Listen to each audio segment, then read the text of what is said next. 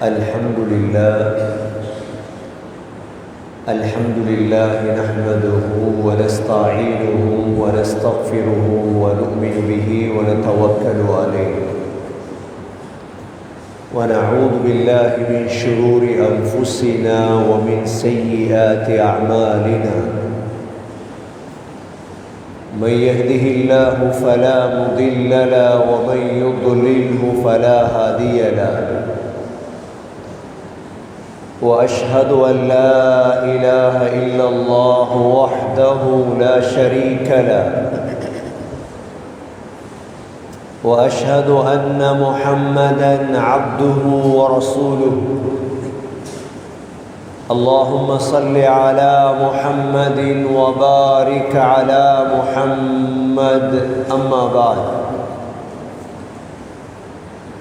فقد قال الله سبحانه وتعالى في كتابه الكريم بعد أعوذ بالله من الشيطان الرجيم بسم الله الرحمن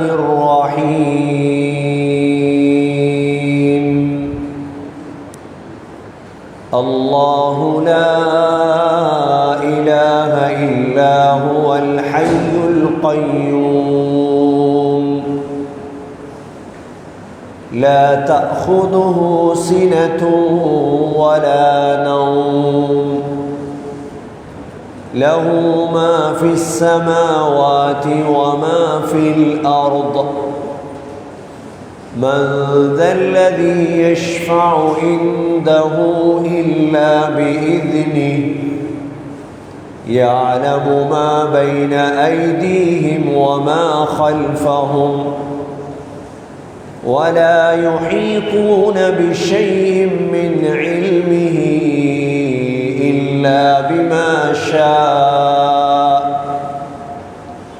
وسع كرسيه السماوات والأرض ولا يؤوده حفظهما وهو العلي العظيم صدق الله العظيم وقال النبي صلى الله عليه وسلم الناس معادن كمعادن الذهب والفضة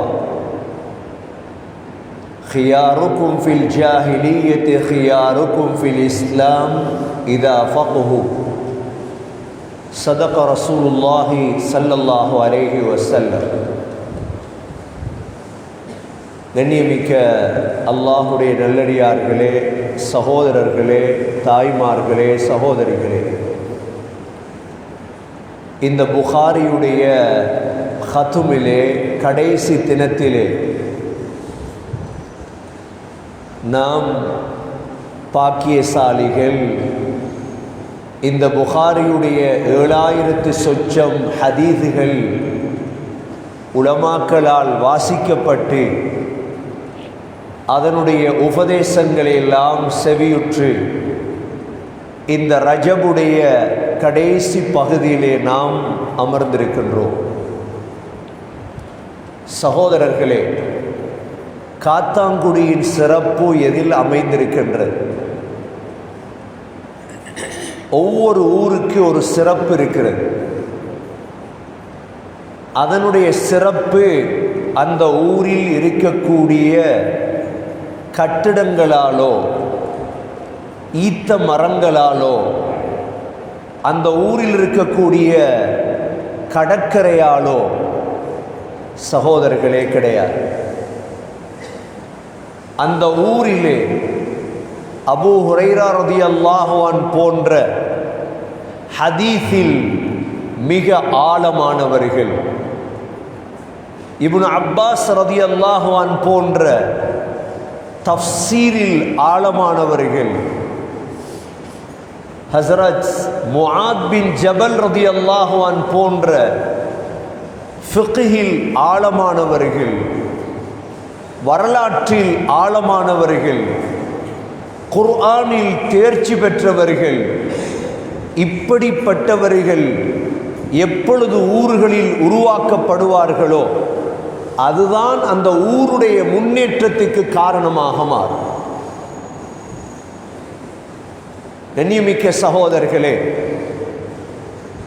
இஸ்லாத்துடைய ஒவ்வொரு விடயத்திலும் அறிவாளிகள் ஊருக்கு அவசியம். ஏன் இமாம் புகாரியுடைய புகாரியை வாசிக்கின்றோம்? இமாம் புகாரிக்கு அல்லாஹ் கொடுத்த ஒரு பாக்கியம்தான். இமாம் புகாரியுடைய தாய் தன்னுடைய மகனை வக்ஃப் செய்தார்கள். இமாம் புகாரி வாழ்ந்த காலம் நாங்கள் நினைக்கக்கூடாது வியாபாரம் தெரியாத காலம், பணம் சம்பாதிக்க தெரியாத ஃபகீர்கள் வாழ்ந்த காலம் அல்ல. இமாம் புகாரி வாழ்ந்த காலம் முஸ்லீம்கள் நாடுகளெல்லாம் வெற்றி கொள்ளப்பட்டு முஸ்லீம்களிடம் செல்வ செழிப்பு இருந்த காலம். புகாராவிலே பிறந்த, ரஷ்யாவிலே பிறந்த ஒரு தாய் தன்னுடைய மகனை வக்ஃப் செய்தார்கள். என்னுடைய மகனை ஹதீஸிலே நான் வக்ஃப்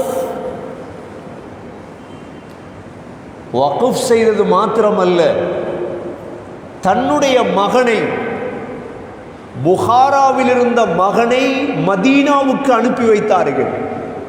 மகனே, இந்த ஹதீஸை படிப்பதற்கு நீ எத்தனை 1000 கிலோமீட்டராவது பிரயாணம் செய்து படித்து வா.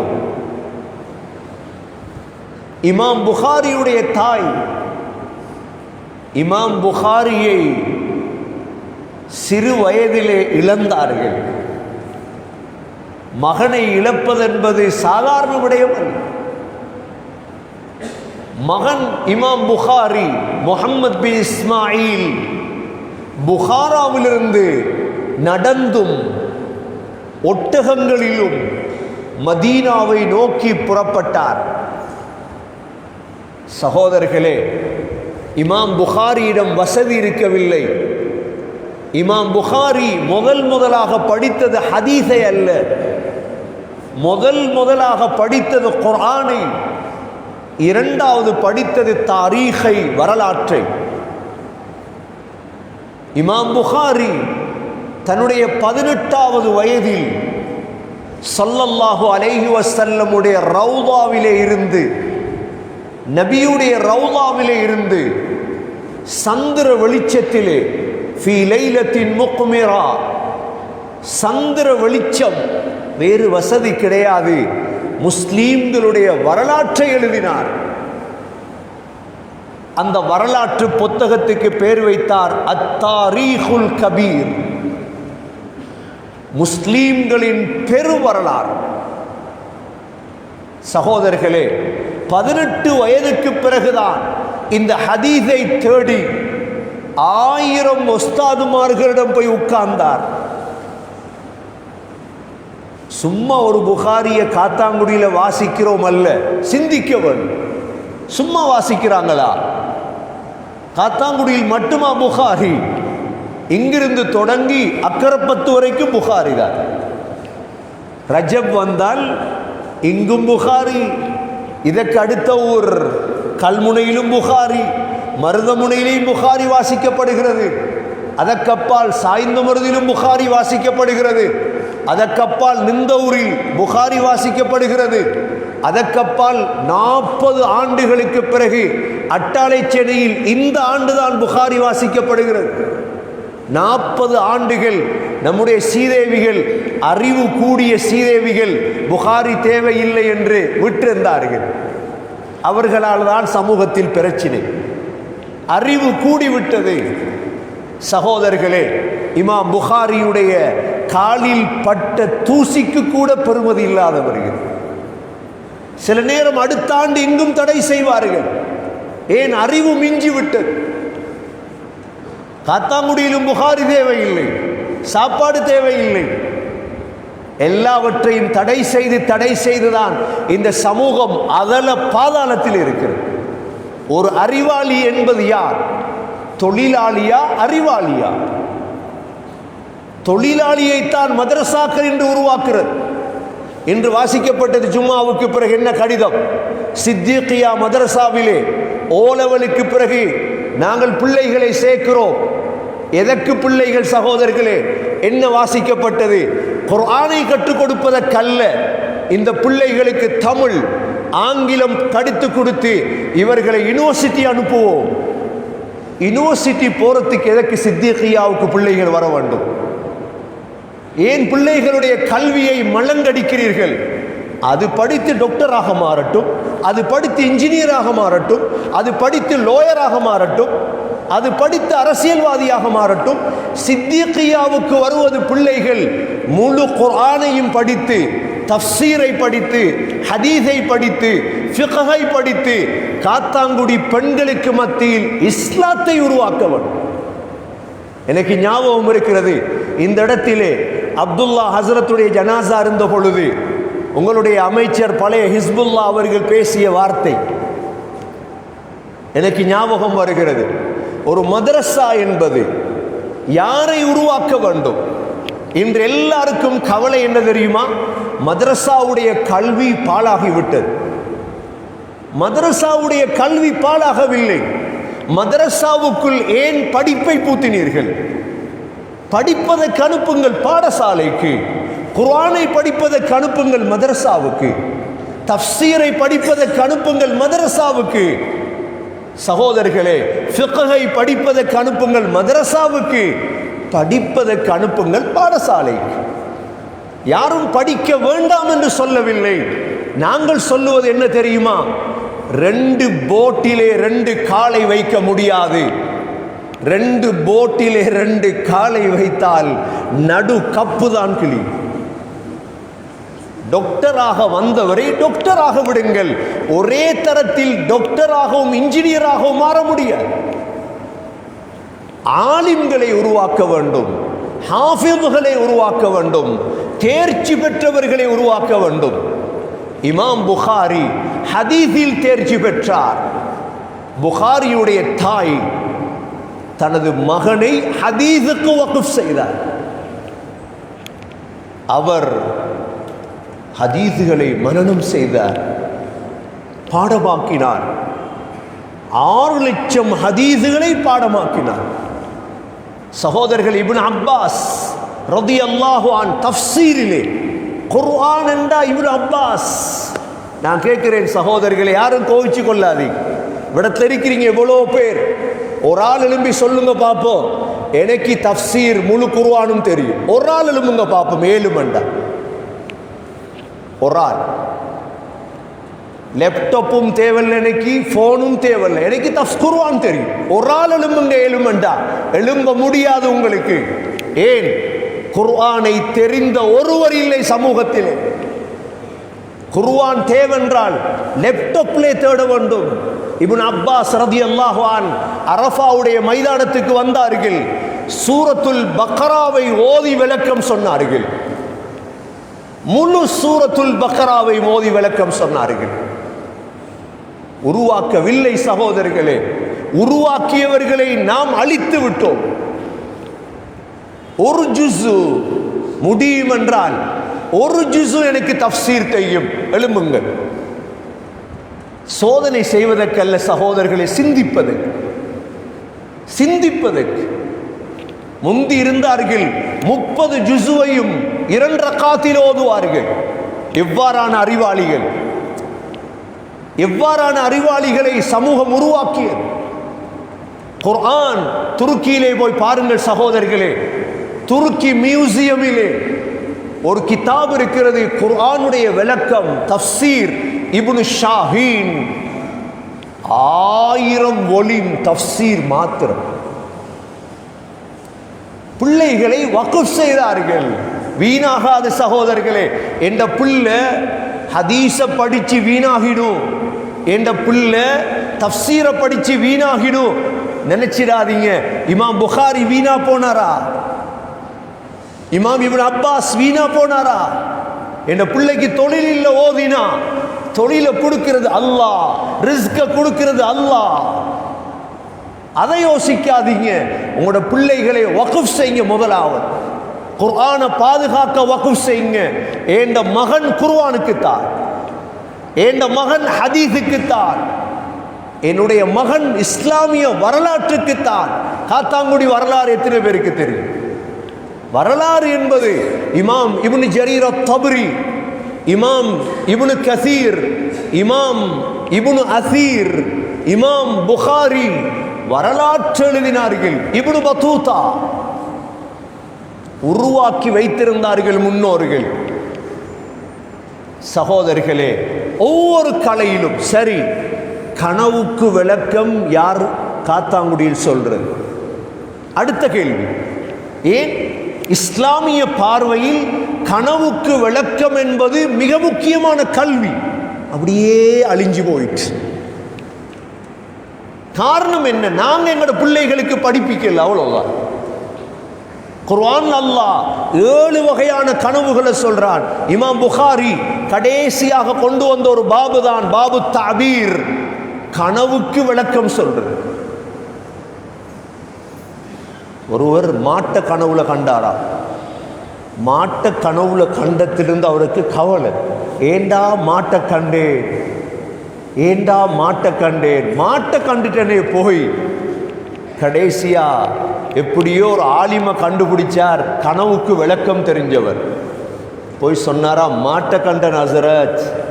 இவர் எழும்பி சொன்னாராம், முஆனக்கா செஞ்சு சீதேவி ரசூலுல்லாவும் மாட்ட கனவுல கண்டாங்க, மிஸ்ருடைய மன்னரும் 7 கொளுத்த மாட்ட கனவுல கண்டாங்க, உனக்கு வாழ்க்கையில பரக்கத் வரப்போகும். மாட்ட கண்டா என்ன? வாழ்க்கையில பரக்கத். சகோதரர்களே, ஸல்லல்லாஹு அலைஹி வஸல்லமுடைய கனவுகள் எழுதியிருக்கிறார் இமாம் புகாரி. அல்லாஹ் குர்ஆன்ல இப்ராஹிம் அலைஹிஸ்ஸலாத்துடைய கனவு கண்டாங்களா இல்லையா?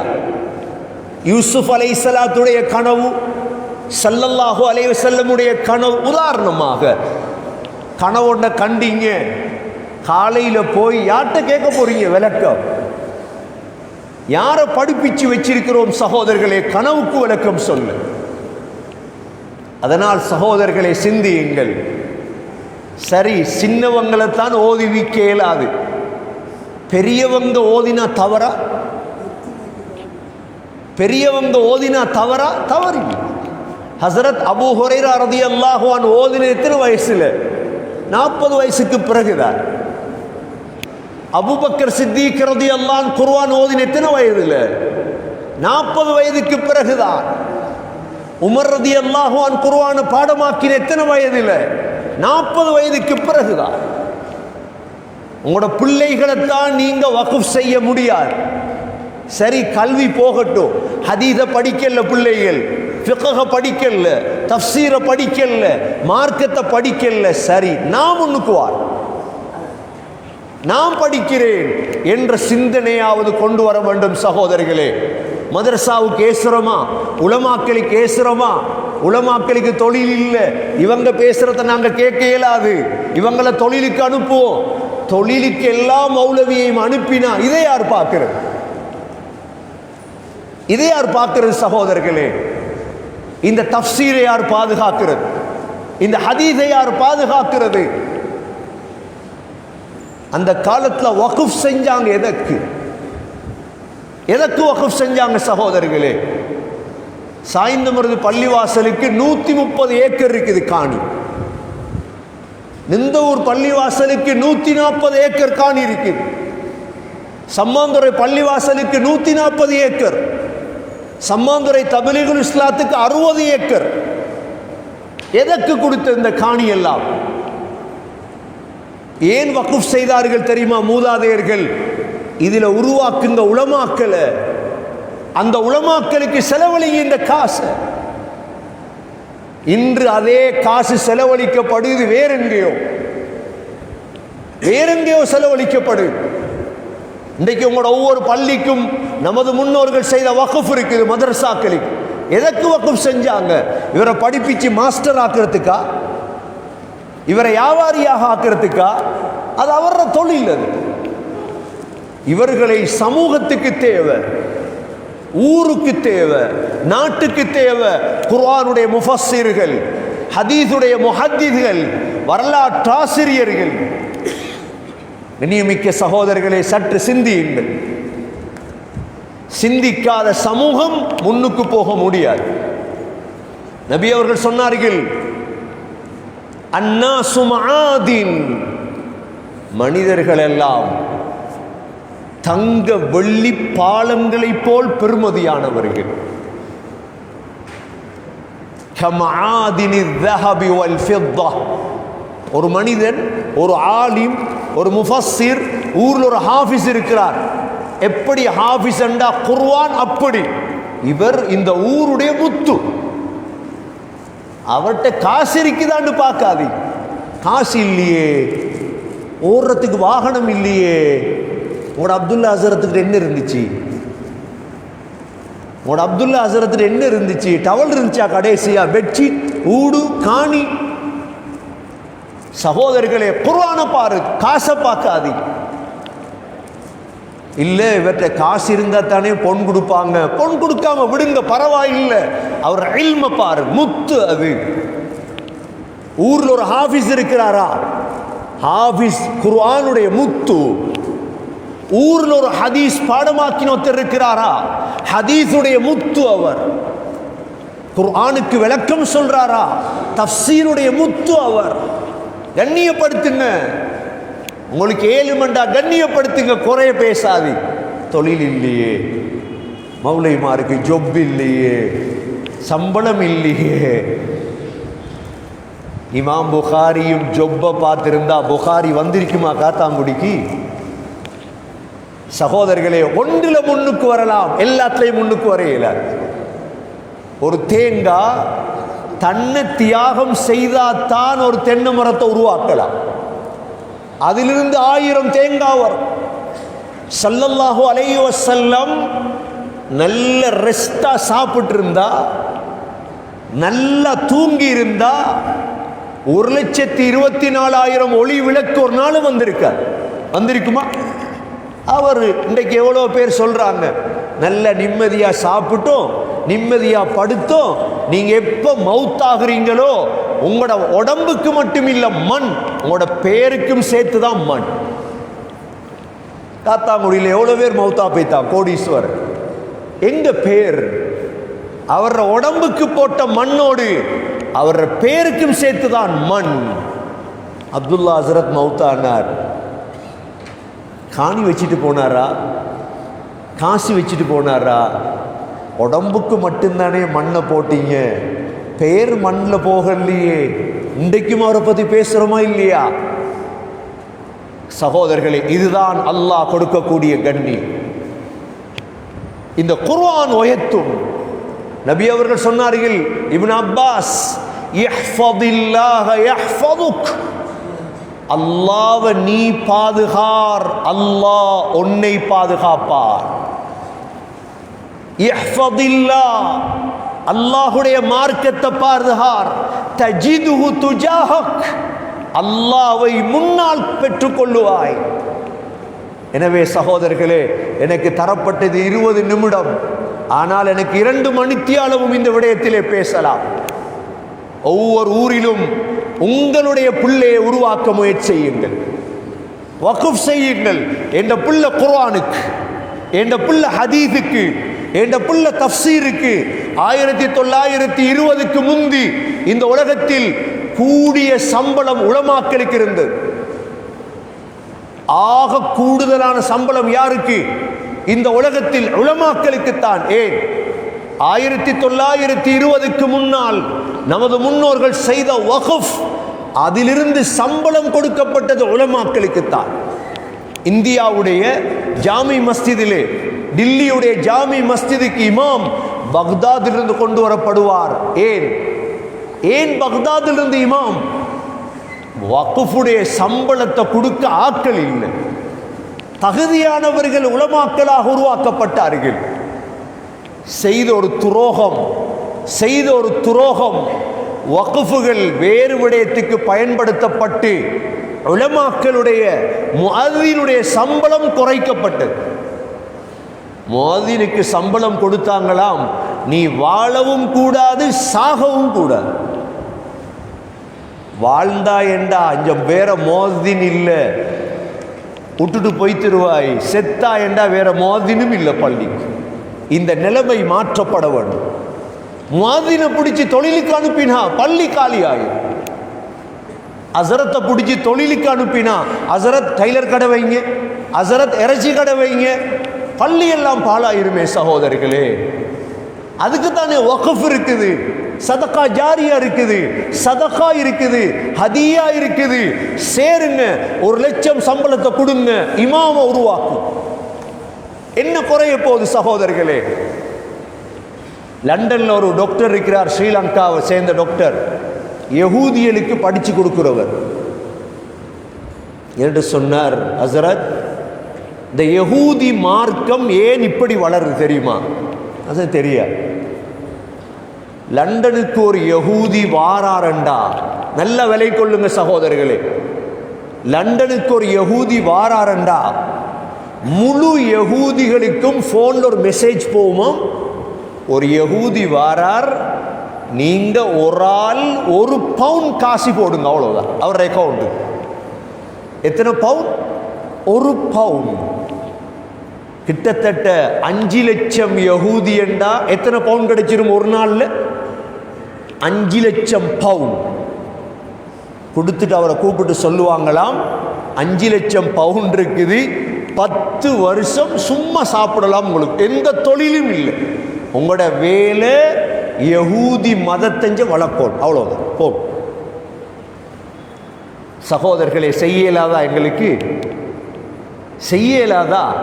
ஊர்ல 10 உலமாக்கள் எடுத்து உங்களோட 10 பேருடைய பொறுப்பும் எங்கட உங்களோட வேலை இந்த ஊர்ல மார்க்கத்தை உருவாக்கணும், தஃப்சீரை உருவாக்கணும், ஹதீஸை உருவாக்கணும், வரலாற்றை உருவாக்கணும்.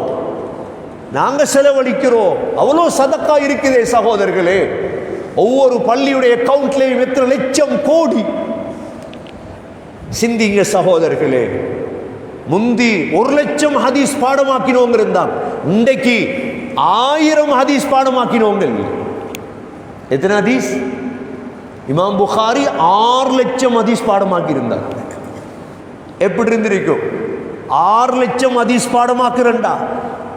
இன்றைக்கு 1 லட்சம் ஹதீஸ் பாடமாக்கினவங்க இல்லையே.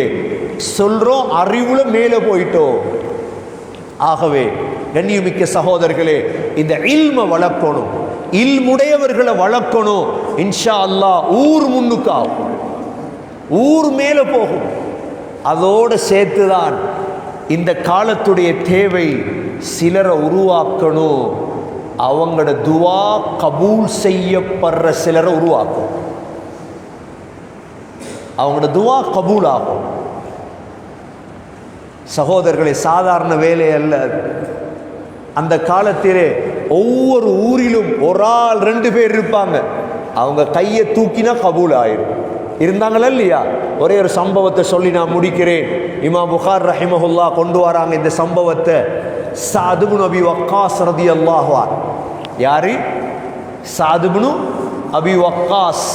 உமர் ரலியல்லாஹு அன்ஹு கூஃபாவுக்கு இவரை இமாமாக அனுப்புறார். சஅத் இப்னு அபி வக்காஸ் கையை தூக்கினா போதும். சஅத் இப்னு அபி வக்காஸ் கூஃபாவில் மறைவாகவே இருக்கிறார், காட்டிக்கொள்ள மாட்டாங்களே. துவா கபூலாகிறவங்க காட்டிக்கொள்ளுவாங்களா? எந்த துவா கபூலா, எந்த துவா கபூலா, அது இல்லை, மறைஞ்சிருப்பாங்க இலைக்கு. உமர் ரலியல்லாஹு ஒரு கடிதம் வருது, சஅத் இப்னு அபி வக்காஸ் சரியா தொழுவிக்கிறார் இல்லை, யுத்தங்கள்ல கலந்து கொள்றார் இல்லை, சமனாக பிரிக்கிறார் இல்லை. உமர் ரலியல்லாஹு ஆத்திரம். ஏனென்றா நபி ஸல்லல்லாஹு அலைஹி வஸல்லமுடைய காலத்திலே துவா கபூலாகிற மனிதன் சஅத் இப்னு அபி வக்காஸ். என்னடா இப்படி ஒரு கடிதம் வந்திருக்குது? உமர் ரலியல்லாஹு நேர கூஃபாக்கு வந்தார். கூஃபாக்கு வந்து எல்லா பள்ளிக்கும் ஆள் அனுப்பினான். சஅத் இப்னு அபி வக்காஸுடைய குறைய சொல்லும். ஒரு பள்ளியிலையும் ஒருத்தரும் குறை சொல்லல. ஒரே ஒரு பள்ளியில உசாமா பின் கதாதா என்ற ஒருத்தர் எழும்பினான். எழும்பி சொன்னான், சஅத் இப்னு அபி வக்காஸா சரியா தொழுவிக்கிறதில்ல, சமனாக பிரிக்கிறதில்ல, யுத்தங்கள்ல கலந்து கொள்றது இல்லை. சஅத் இப்னு அபி வக்காஸ் ரலியல்லாஹு அன்ஹு அவனை பார்த்து சொன்னாங்க, நீ இதை பெருமைக்காக சொன்னா அல்லாஹும்ம அதில் உம்ரா, யா அல்லாஹ் இவன் ஆயுள நீடிச்சது. எப்படி துவா? அதில் உம்ரா முதலாவது துவா, இவன் ஆயுள நீடிச்சிரியா அல்லாஹ். ரெண்டாவது அதில் ஃபக்ரா, ஏழ்மையும் நீடிச்சிரியா அல்லாஹ். வஅர்ரிதுஹு லில் ஃபிதன், இவனை ஃபித்னாக்குள்ளாக்கிறியா அல்லாஹ். இந்த உசாமா பின் கதாதாக்கு நீண்ட ஆயுள் கிடைத்தது துவாவால். எந்த அளவு ஆயுள்ண்டா, கண் புருவம் இருக்குது, இது அப்படியே மேல் புருவம் மறைச்சிட்டு கண், காலாகாலம் ஏழ்மை அவனுக்கு. மூன்றாவது, பாதையால் ஒரு பொம்பளை பிள்ளை போனா ஓடி போய் அந்த பொம்பளை பிள்ளட அப்படியே குத்திட்டு வருவான், கட்டத்தில் குத்திட்டு சொல்லுவானாம், சஅத் இப்னு அபி வக்காஸுடைய துவா, ஃபித்னால மாட்டிக்கிட்டேன் நான். சகோதரர்களே, இது தேவை. இன்றைக்கு ஒவ்வொரு முஸ்லீம் ஊர்லேயும் துவா கபூலாகிற ஒரு ஆள், 2 பேர், அவங்கள தொழிலுக்கு இறக்கிறாதீங்க, அவங்கள வச்சு கொள்ளுங்க. யாரை உருவாக்கலாம் சிந்திங்க.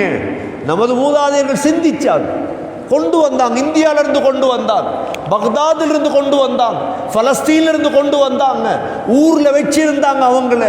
அவங்களோட முழு வசதியையும் செய்து கொடுத்து, ஹஸரத் துவா மட்டும் கேளு, துவா மட்டும் கேளுங்க. சகோதரர்களை சிந்திப்பீர்கள் நினைக்கின்றேன். ஆகவே இந்த வேலைகளைத்தான் முஸ்லிம் ஊர்கள் செய்ய வேண்டும். இன்ஷா அல்லாஹ் இவைகள் மூலமாக நமது ஊர்கள் முன்னேறும்.